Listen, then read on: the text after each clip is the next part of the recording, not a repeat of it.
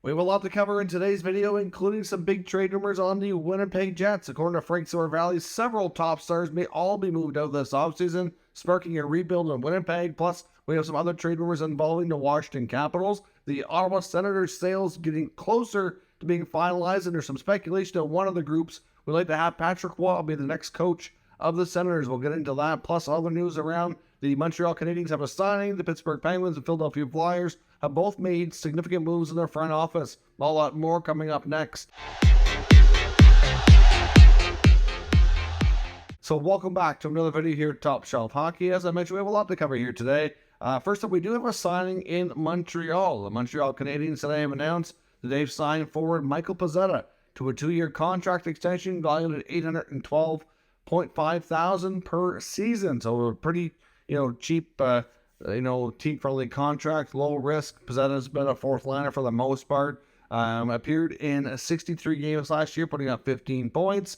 Certainly a serviceable depth forward for them, so certainly justifiable on the contract. Pretty low risk when you have a contract like that, under $1 million. If anything, got to the point that they felt like they had to send him to the minors, put him on waivers, then that contract is fully able to be buried in the American Hockey League. So no risk there whatsoever. Decent signing by the Montreal Canadiens. Of course, as I mentioned, there's the big shakeups continue between the Penguins and Flyers front offices. Of course, the Philadelphia Flyers recently named Daniel Briere the full-time permanent GM, and of course, Keith Jones became the team president. They've certainly started to make their fair share of changes. They let go today Mike O'Connell, John Riley, and Shell Samuelson, all of which I believe were with the Flyers for a significant period of time.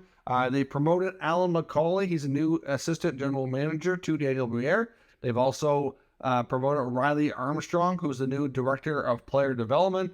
And they've also promoted Nick Schultz to the assistant director of player development. So they'll continue to shape their front office with the changes that they want to continue to make in that organization. And Kyle Dubas was not long getting things changing in Pittsburgh after being named president of hockey operations just yesterday.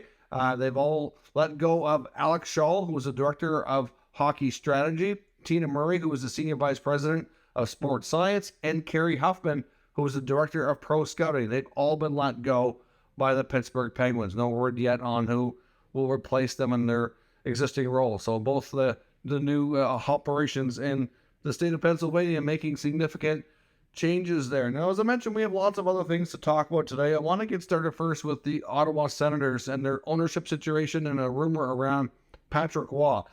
We have word that there's still all 4 bidders reportedly in the process. There was speculation that I seen earlier that one of the groups was no longer involved in the bidding process, and that was the Kimmel brothers. That actually has been proven to be false. They've denied reports. They've actually added another Toronto area billionaire to their group. All of these bidders are still in the mix. Elliot Friedman, in his latest 32 Thoughts column in blog and podcast today, was talking about, he was wondering, and of course I don't think he can confirm this, or I'm not sure what he has for information, but he was wondering if before the game 1 of the Stanley Cup final, which is going to be getting underway tomorrow, if there could be an announcement prior to Gary Bettman and Bill Daly addressing the media. They always do kind of like a state of the NHL and talk about any relevant major news around the league. And maybe that would be pretty relevant news if you ask me. Of course, a potential $1 billion plus sale of one of their franchises. So I'm not really sure that we're going to be that close, but I mean, hopefully I'm wrong and we can get some movement on this deal. It's been dragging on for quite an extended period of time. But we'll see if Elliot's on anything there or not. But it's believed that Steve Apostolopoulos is still like the bid to beat. Of course, he has a net worth of over $6 billion. He apparently came in with the highest bid, rumor has it, and like the highest and cleanest bid, least complicated scenario. But certainly the Andlauer and Kimmel groups are still very much in the mix. Like I said, Michael Andlauer, of course, current minority holder of the Montreal Canadiens. So very well known to Bill Daly, Gary Bettman, and the NHL Board of Governors. They certainly would like to use his, those relationships to his advantage if he can. Rumor has it he was, very interested, wants to own this team and doesn't want to have to overpay. So we'll see how the other bids impact him and if he can convince the Melnyk family to, select him as the preferred bidder here. And like I said, with the Kimmel group, they have added another billionaire to their group, so that just got a lot stronger. That's also the group associated with the weekend, and it's believed that the Kimmel group as well has an idea to be able to involve a lot of Sens alumni who would like to be involved with the franchise again, including Daniel Alfredsson, as well as current guys that are still with the team, like Chris Neal, Chris Phillips, etc. Wade Redden. Like, they're all going to be very much the Kimmel group's vision has a lot of these guys having big roles within the franchise. Obviously, like I said, some of these guys are already doing things with the franchise, so I'm sure they'll remain regardless of what happens there. But I know they're also the group which some seem to think that might be linked to Patrick Waugh. Darren Dreger of TSN put out reports that, of course, he's now at the Memorial Cup to finish up the last couple of games, including the Memorial Cup Championship. He just arrived out in Kamloops just yesterday, and he was reporting that Patrick Waugh, who's there with his Quebec Remparts team, this is his last season coaching behind the bench, that he would be, that there was some rumors that one of the Ottawa Senators' prospective ownership groups wants him to be the next head coach of the Ottawa Senators should they be successful in gaining ownership of the franchise. Now, of course, we know Patrick Waugh is very interested in getting back to the NHL. It's been, I think, about a decade since he left Colorado, or they're pretty close to it.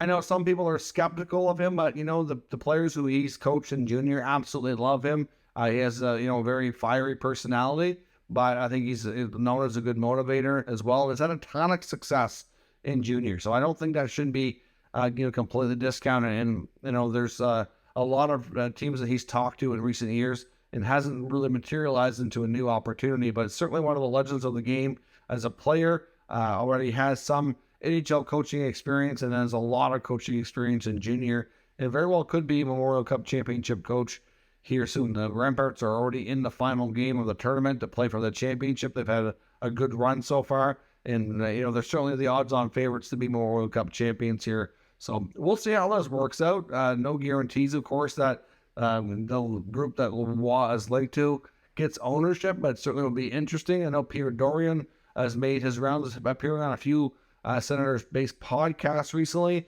and I know he did make comments around DJ Smith and the future of him, because he was asked, and he was pretty point blank, and he said that he's already kind of made up his decision and made up his mind on the coaching staff. He's waiting for the ownership situation to be resolved so he can make his recommendation to them. It was a good opportunity for him to give more of an endorsement to DJ and the staff, and he didn't take it. Some fans are taking that as a case of that his plan is to recommend to the ownership that they go in a new direction, but some are not taking it that way at all. So it's really hard to say.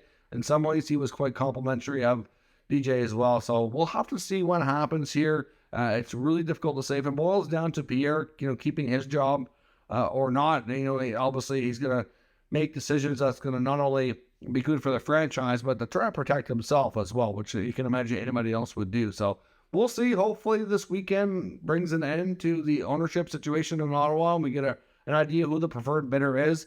But it's hard to say. I know there's some that are saying behind the scenes like it's a complete gong show, and it's just quite a process here. I don't think we're used to having so many bidding groups on an NHL franchise. Normally when a team gets sold or needs to try to find a new owner, you're usually doing good to have one legit group to come in and want to buy the team. It's not often that you kind of get into a bidding war and have 3 or 4 groups in this kind of a scenario. So it could be a landmark sale if it crosses the $1 billion mark. So we'll have to see. It could be significant, for the future of the NHL and other future franchises. Now, also some word as well out of Montreal media suggesting that the Montreal Canadiens in their negotiations with Cole Caufield on a new contract, considering he's restricted free agent at the moment, that they do not want to pay him more than captain Nick Suzuki. That they're using Suzuki's contract as kind of like your max. So I know they prefer to sign him on a long-term deal, at least 7 to 8 years.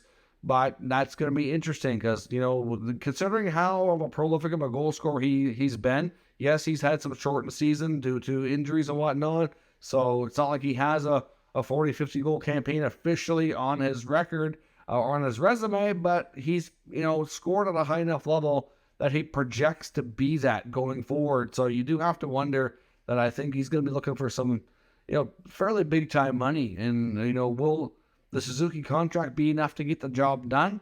Or is that going to be a problem if this is indeed accurate reporting here in Montreal. I have to think that there is a possibility other teams might hear this and consider an offer sheet. I know Darren Dreger's talked about Caufield and the Montreal Canadiens and the offer sheets before.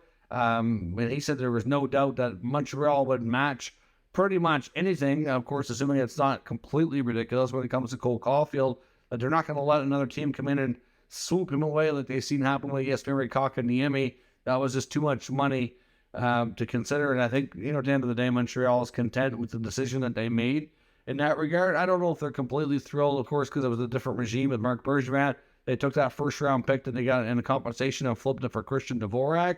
That might, in retrospect, not have been the best move. It seemed to be a good idea at the time, but has not really worked out.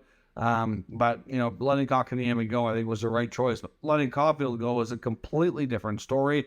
This guy is a great team guy, contagious personality, big smiles, loves the game, loves the score, and could be a huge part of this team for many, many years to come. So I have no doubt they would do everything in their power to match an offer sheet. But, between that Suzuki contract and it could be a stumbling point, I wonder if this could be a negotiation that really takes a long time to resolve. We'll have to see. Hopefully for Habs fans it doesn't, but it has potential to be long and drawn out, at least in my opinion. Now, the Washington Capitals have also made it known through all the rest of the league that Anthony Mantha is available. They're actively shopping him. If they get to the point that the buyout window opens and they don't have any faith that a trade is going to be able to materialize, then he's a strong possibility for a buyout. That has not worked out at all, that deal between Washington and Detroit a couple of years ago for Mantha and Vrana switching places. Really wasn't worked out good for either team. Vrana did well in St. Louis once he arrived there at the end of last season, but at the same time, Detroit and Washington didn't really get the rewards of either of these guys that they were hoping for. It was a lose-lose, but at the same time, at least one side's not doing better than the other. That's, I'm sure, what the way the team is looking at it. But Mantha needs a fresh start. If he's going to have any chance to get his career back on track, I don't see it being in Washington. I would imagine Washington would be willing to entertain taking back some money and retaining on that contract if it gets them off their books, but they're not going to retain any more than what they would face on a buyout. So they'll obviously do the buyout calculation, and that's, they're not going to retain any more money than that, because it doesn't make any sense. They'll have a better opportunity cap-wise with a buyout. So we'll see where that goes.